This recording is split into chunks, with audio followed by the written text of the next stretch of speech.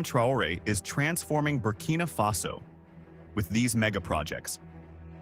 This is Ibrahim Traoré. At just 36 years old, he is currently the youngest president in Africa. Ibrahim Traoré became the interim president of Burkina Faso in September of 2022 through a military takeover. And since then Ibrahim Traoré's rise in Burkina Faso has become one of the most symbolic moments in Africa's ongoing struggle with neo-colonial domination. His actions, rhetoric, and defiance of France and other Western powers mark not just the story of one young soldier turned leader, but the embodiment of a wider African movement seeking to reclaim sovereignty. To understand the intensity of his confrontation with the West, it is important to recall the background that shaped him and the frustrations of his people. Burkina Faso, once called Upper Volta under French colonial rule, has lived under the weight of external domination for more than a century. Even after independence in 1960, France never truly let go. Through the mechanisms of Francafrique, Paris maintained its grip on African economies, currencies, and politics. The CFA franc, tied to the French treasury, became a symbol of this dependency, and French companies dominated vital sectors.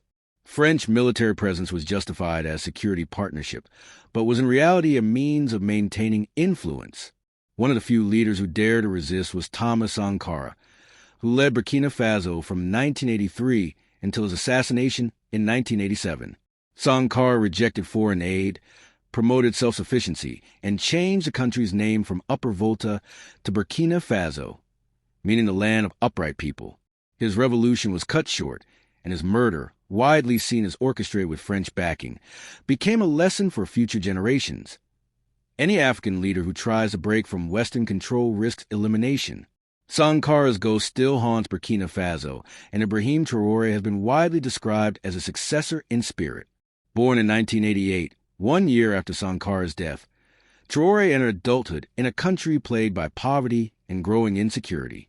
He became a soldier and witnessed firsthand the failure of successive governments to address the rise of jihadist groups that spread across the Sahel after the collapse of Libya in 2011. By 2022, Burkina Faso was losing vast swathes of territory to militants. Thousands were being displaced, and the government under Lieutenant Colonel Paul-Henri Damiba, himself a coup leader earlier that year, was unable to stabilize the nation. Soldiers were increasingly frustrated with poor leadership and the inability to protect civilians. Against this backdrop, Ibrahim Traoré led a mutiny on September 30th, 2022, overthrowing Damiba and promising a new beginning. What made Traoré stand out was not only his youth, but also his boldness in directly challenging Western powers. He quickly declared that Burkina Faso would not continue to be a playground for France or the United States. He did not hide behind diplomatic language, but openly denounced Western hypocrisy. For many ordinary Burkinabe, this was a moment of vindication. Someone had finally expressed publicly what they had long believed. The first major blow he struck was the expulsion of French forces. In January 2023, Traoré's government ordered French troops to leave Burkina Faso. For years, France had maintained counterterrorism operations in the Sahel, claiming to be fighting jihadists, but critics argue that French presence only deepened instability and protected strategic interests rather than African lives. By sending them home, Traoré made it clear that Burkina Faso would chart a new course. This was not an isolated act. Burkina Faso's rejection of France was part of a broader pattern across the Sahel. Mali had already expelled French troops under Assimi Goïta, and Niger would later follow under Abdourahmane Tiani. The symbolism of young military leaders rising against France created an image of a new generation of African rulers unwilling to tolerate neo-colonial dominance. The three countries went on to form the Alliance of Sahel States in 2023, pledging mutual defense and rejecting Western interference. In rallies, people waved Burkinabe and Russian flags side by side, chanting anti-French slogans and hailing Traoré as a new Sankara. Beyond military matters, Traoré also attacked the model of foreign aid. He argued that aid was a trap that gave with one hand and took with the other, keeping Africa dependent. Instead, he called for self-reliance, investment in agriculture, and new partnerships that were not dictated by Western strings. Russia emerged as a natural ally, offering security assistance and training, while China was seen as a partner in infrastructure and economic projects. These relationships were framed not as replacements for France, but as alternatives that could be managed without subservience. Still, critics wondered if Burkina Faso might simply be trading one dependency for another. For Traoré and his supporters, however, the immediate priority was to break the suffocating grip of France. Western powers reacted with alarm. The United States and European Union began imposing sanctions, restricting aid and warning of isolation. Western media launched campaigns portraying Traoré as a reckless populist or a puppet of Moscow. ECOWAS, the West African regional body often accused of acting as an enforcer of Western interests, threatened sanctions and pressure for a rapid return to civilian rule. But inside Burkina Faso, the harder the pressure from abroad, the stronger the support for Traoré.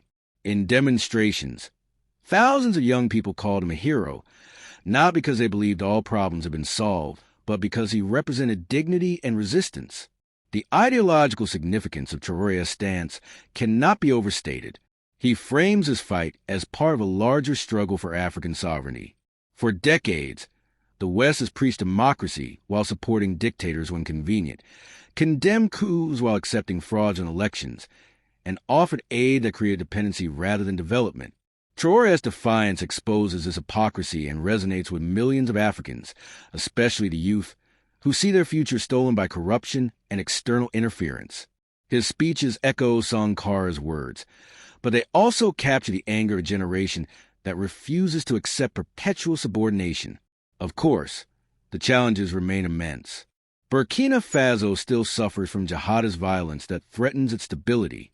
The economy is fragile, poverty is widespread, and the departure of Western troops has not magically solved security problems. Sanctions and aid cuts bite hard, leaving the government with limited resources. Critics argue that fiery rhetoric cannot feed people or secure territory. There is also the danger that closer ties with Russia or China could create new forms of dependency if not managed carefully. For Traoré to succeed, he will need more than symbolism. He will need concrete policies that deliver security and development. But for now, the symbolic power of his actions has shaken the foundations of Western dominance in the Sahel. Ibrahim Traoré has shown that it is possible to say no to France, to reject imposed models, and to rally people around the idea of sovereignty. His rise has encouraged other African leaders and movements, creating momentum for a Pan-African awakening that challenges centuries of subjugation. The struggle is far from over, but Traoré has already altered the terms of debate. No longer can Western powers assume automatic compliance. No longer can they dictate the destiny of nations without resistance. This is the essence of Traoré's first strike back at Western power. The refusal to bow, the willingness to endure pressure, and the determination to inspire his people with the belief that dignity is worth more than